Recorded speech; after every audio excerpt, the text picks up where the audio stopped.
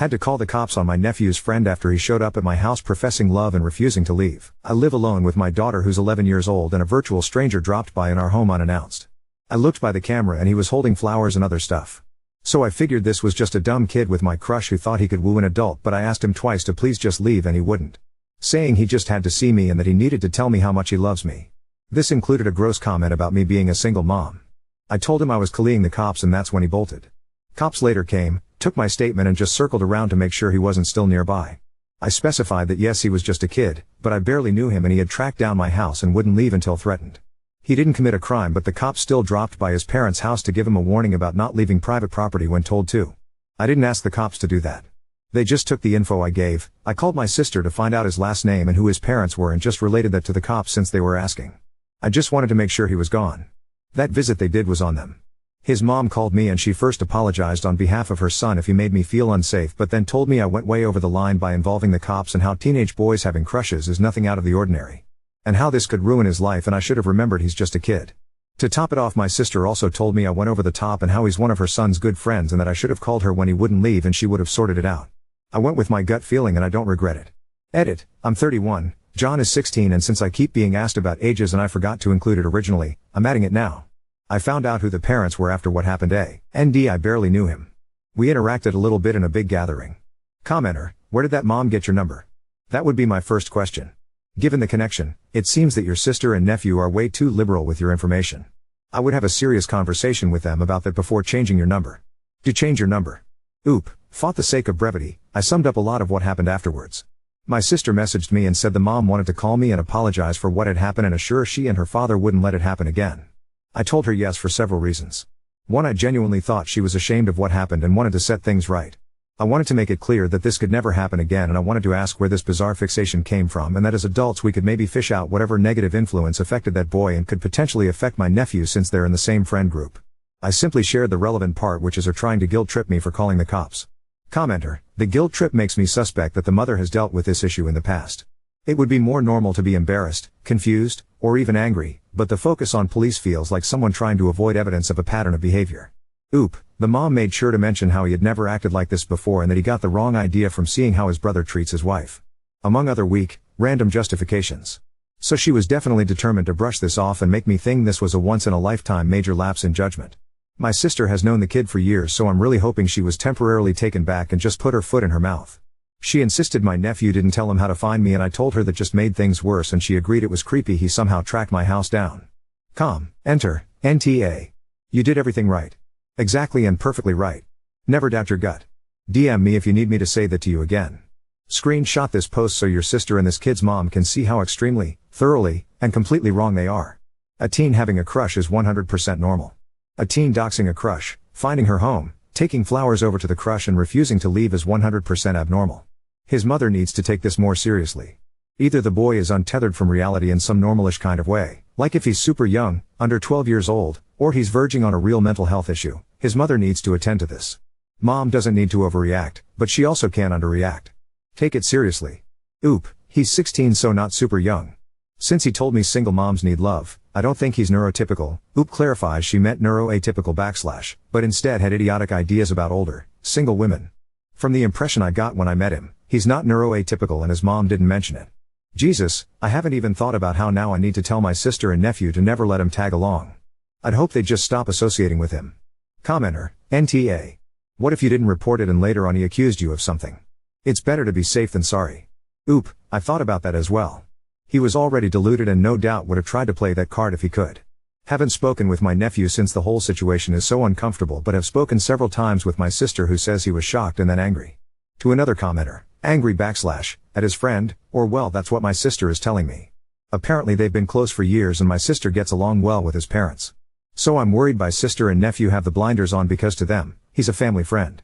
That's pretty basic due procedure. Yeah, it's a kid, but that makes it even more prudent to call law enforcement and not deal with him yourself. Update 1. So it turns out my nephew did give John my home address. My sister and my nephew stopped by my house and my sister basically brought him along so he could explain and apologize in person. John's mom complained to another one of the mommies in their group about how John's friends are the reason he did something inappropriate. My sister found out and got my nephew to confess. John apparently kept asking my nephew about me after the night I met him and told my nephew and their friends about his crush on me. My nephew and his friends egged him on to ask me out. One of their friends asked my nephew when was the last time I had a boyfriend. My nephew answered without thinking and said 2 years. Then their little group told John he had nothing lose and how I'm probably wanting anybody to ask me out. My nephew emphasized how he didn't think John would actually do it and it was just a stupid dare, and how they kept pressuring him to just give out my address so John could drop some flowers. And how John stopping by my house was never talked about.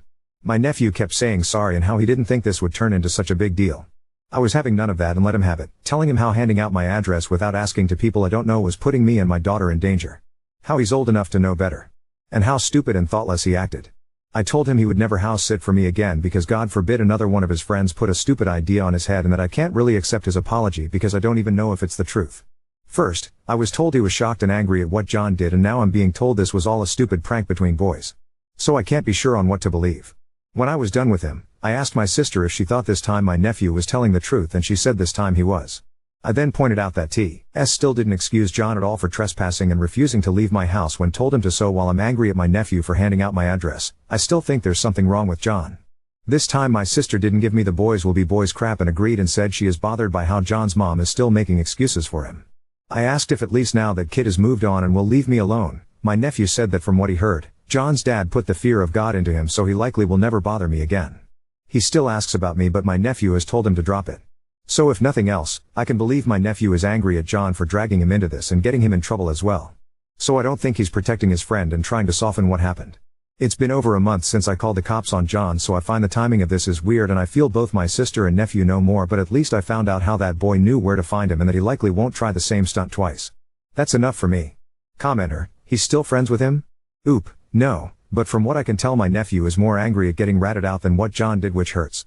Commenter, as a man my opinion may not be worth a whole lot, but if I were you I'd never let your nephew near me again, and if your sister has the slightest problem with it, she can bugger right off as well. Family clearly doesn't mean crap to him, so he needs to be given the same treatment. Oop, already told my sister that. Not sure about the ever again part, but for now I want him nowhere close to me and my home. Thankfully it's not that big of a change since it's not like we hang out every week. Commenter, he still asks about me, that's worrying. Oop, I know, but by this point I have no reason to ever give that boy the benefit of the doubt if he ever gets near me. And he and his parents know that. He'll be risking arrest, restraining order and getting the cops called on him with a much harsher report if he tries anything again. Commenter, does your daughter know this friend of nephew's is to be stayed away from? And if she sees him she needs to tell you immediately? Does she have a phone? If yes, I'd check it, and if you know his phone number block it on her phone. Hugs. Oop, yes, and thank you. Commenter, it's been way over a month since you called the cops on him. Your first post was 2 months ago, and in that post you said a few months ago you went out to dinner with them, and 2 weeks after that he showed up. If he's still asking about you this far out, that is really kinda creepy. I'm glad your nephew came clean, but it still wasn't cool of him to give out your address. And 16-year-old boys can be big and dangerous, it doesn't matter the age. His mom needs to quit making excuses for him. It's giving you vibes. Oop, it is, and I tried to ask why he keeps asking about me, and all my nephew could say were stupid teenage boy reasons that don't help at all. But the good thing about that is their friends know about it, my sister knows about it, his parents know about it, and apparently even some other people in their social circle know. So there will be no shock or surprise if he tries something again and I report him for stalking and harassment. Commenter, what are the stupid teenage boy reasons? Oop, finds me attractive, thinks I'm exotic because I'm part Romanian, which my sister and nephew are as well, and described me as a real woman. None of that is helpful, which is why I dismissed it. I still care about my nephew, so I am somewhat glad a giant spotlight has been shined on him and his group of friends and their problematic beliefs. Hopefully he'll learn and grow from this. Now on to second story. Wife hoarded over 70 animals, turning our suburban home into a chaotic, unsanitary mess, leading to divorce and potential custody loss. It's 6 a.m. and the roosters have been crowing non-stop for the last 2 hours in our sunroom adjacent to our bedroom. I'm now sitting in the basement as flies swarm around me, and I've given up swatting them because there's too many to bother. The basement is the area of the house with the least amount of flies. On top of the rooster noise is the cackle of male quail that reside in our living room. They live in the base of 3 cages that are filled with budgies and cockatiel. When I wake up I remember to put on my slippers, and I hope I get to them before stepping in dog urine or fresh dog shit. Our carpet in our master bedroom is saturated in dog urine with many spots that haven't dried out yet. Yesterday, my wife bought our daughter a new tortoise and a frog.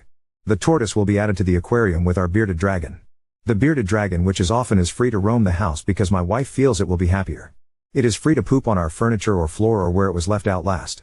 As I sit here in my basement, the one place where I do not allow any pets, I'm listening to a rabbit thumping its paws on the floor above me, or it's the sound of it biting and ripping apart our wall or furniture.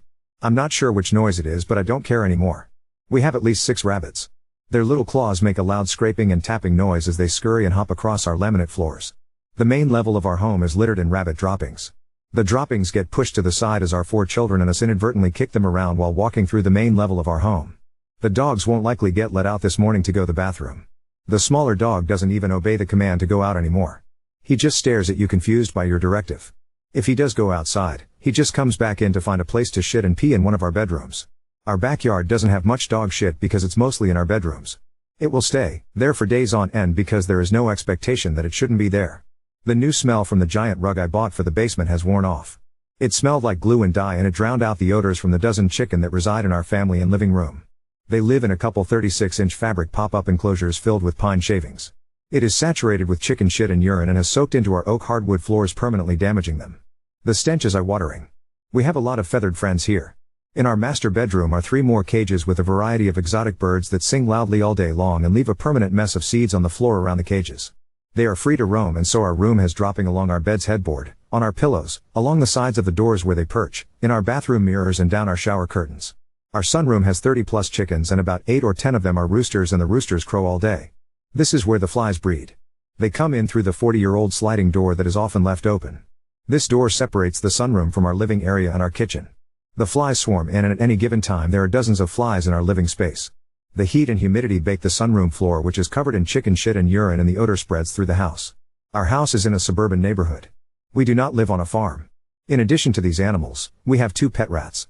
They are sweet, but as you would expect, their cage is not well maintained and it stinks 90% of the time. Our boys' room has a snake and axolotl aquarium. One of our daughters has an algae-covered fish aquarium that we fill with water whenever we hear the filter screech because the water evaporated too low. She also has an unkept cage with a hamster that is rarely played with. Right now I'm listening to the mice eat through the foam board insulation in my basement. I went to get rid of them, but it's challenging with all the access to feed throughout the house. They seem to be breeding and entering through the home at a faster pace than they can be exterminated. I am not a pet person and this life is driving me nuts. My wife is a pet hoarder and has ADHD. Our backyard is a ghost town of quail cages from last year when she was really into quail breeding, and we had over 150 living in our backyard. Now there remains broken and half-built cages and mounds of shavings and wood chips that she intended to use as bedding. Scattered in random places in our backyard are household garbage bags of chicken shit. When you try to lift them, they fall apart because they weigh 30 to 40 pounds and the bags have deteriorated from the sun. When challenged, she seems to delight in the frustration it causes me because she is not happy in our marriage. It seems that accumulating animals is bringing her little bits of dopamine with each acquisition. I'm tired of living like this and I don't know what to do. Our children think this behavior is acceptable and they often chide at me for not being on board with the animals. They say I'm not a pet person. It's true that I'm actually not a pet person. But what we having going on here is irresponsible, unsanitary and illegal. This is pet cruelty and normalizing neglect of animals. Edit, people think this is a shit post but it's real. I'm not uploading pics for privacy, but it's genuine. I wrote it in this style just to express everything because it's distressing and aggravating and I haven't expressed it to anyone. I'm seriously asking for advice. It slipped out of control. The amount of pushback from my wife when I address the problems creates a lot of tension and distresses the children. She just keeps bringing home animals. The last time I threatened to rehome the chickens that she was keeping in the house, she became extremely angry and combative. She rehomed them, but not after a slew of insults and claiming I was being totally unreasonable. Then she just slips back into the same behaviors because she never believed it was a problem in the first place. We've had company come to our house but no one has called CPS or animal control yet. Seeing all these reactions has me realizing just how bad it is from an outside perspective, and a CPS call is a serious possibility and that is terrifying. And edit, some of you may remember my post venting and looking for advice on what to do in regards to an extreme animal hoarding situation with my wife. Dozens of chickens residing in the home and a variety of animals roaming outside of cages in the home, feces and a rampant mice infestation. After posting, I sought therapy and started getting my bearings straightened out. In the midst of setting firm boundaries and beginning the work to clean up literally 2 tons of chicken shit, sand and pine shavings and resolving the rodent problem, a call to CPS was made by a third party and an investigation ensued. Believe it or not, by that time, much of the situation was resolved, animals rehomed, home cleaned and sanitized. Nothing came of the CPS investigation and it was pretty quickly closed out. However, the relationship was essentially permanently damaged as my wife continued to deny the problem was out of hand. Deep resentment developed towards each other. Fast forward nearly 12 months and my wife requested a divorce. We are now separated, awaiting an official legal divorce. I have moved into a very nice home and have the kids 50-50. My physical and mental health has dramatically improved. My kids now have an organized and clean haven. They seem happy. It seems inevitable she may lose custody of the kids at some point altogether. I'm hoping she can keep things in check, but due to the constant denial that there was a problem, it will most likely repeat. I may have no choice but take steps to ensure the children's safety at some point, further disrupting the children's lives from her otherwise loving mother. Limitations on pet quantities and cleanliness standards are written into the divorce settlement agreement. BTW, wife has been in therapy for a couple years in the midst of the hoarding. I guess you could say the therapist was either not savvy to the situation or enabling to an irresponsible level. I'm leaning towards the latter. She became more and more emboldened that I was causing her problems as opposed to looking inward. Her therapist seemed to fuel the delusions as far as I could tell. Update 1. My soon-to-be ex-wife has a bit of an animal obsession, but otherwise is a loving and attentive mother. We share 50-50 custody of 4 children. When we split up last year, I had worked really hard to get the house cleaned up, helped to rehome dozens of animals and eradicate a mice infestation before moving out. Since then, she has collected dozens of animals again and the home reeks of animal urine. My oldest child has reported that the mice have returned. There is so much animal feed around the property and inside the home that wild mice have endless food supplies. The dogs are not potty trained and every caged animal cannot be cleaned regularly enough to keep the odors at bay. When I got the kids for the week, all their belongings, clothing had the strongest pungent odor of dirt and urine. My home is clean and smells fresh, and the kids' belongings made my whole house stink. 2 of my kids are wearing the same clothes day and night for multiple days at a time. I called CPS based on my attorney's advice and I feel awful about it. It feels and looks vindictive even though that is not my intent. I feel like garbage and like I'm betraying my kids' mom's trust. I want to co-parent amicably and I feel like this will take away from that. At the same time, she has a problem that is interfering with raising our children in a safe and sanitary environment. Also, my kids love having all the animals. Granted, they love them, but they don't recognize the amount of time and cost to properly care for them. They just like the excitement of having a bunch of pets/animals. This is going to also strain my relationship with the kids to a degree. They don't realize that 1. The animals cannot possibly be cared for adequately. 2. That they are going to school stinking to high heaven. 3. That the home is a health concern for them. 4. They see me as the mean dad that wants to take away all their precious animals which are a part of the family. Part of me is just scared of the my STBXW. Like actually afraid for my safety lol. I don't know if she knows yet, and part of me wants to go over to her house and help her again clean up and tell her again to rehome the animals. I know this is not realistic as it was the primary source of our arguing in our home when we were together. I told her before moving out that I would always expect that her home be sanitary and not overrun by pets again, but that I would be amicable and fair in our divorce process. Now it just feels like I'm being petty in the process of a difficult divorce, even though logically it's not true, but I can't help shake a yucky feeling about calling CPS.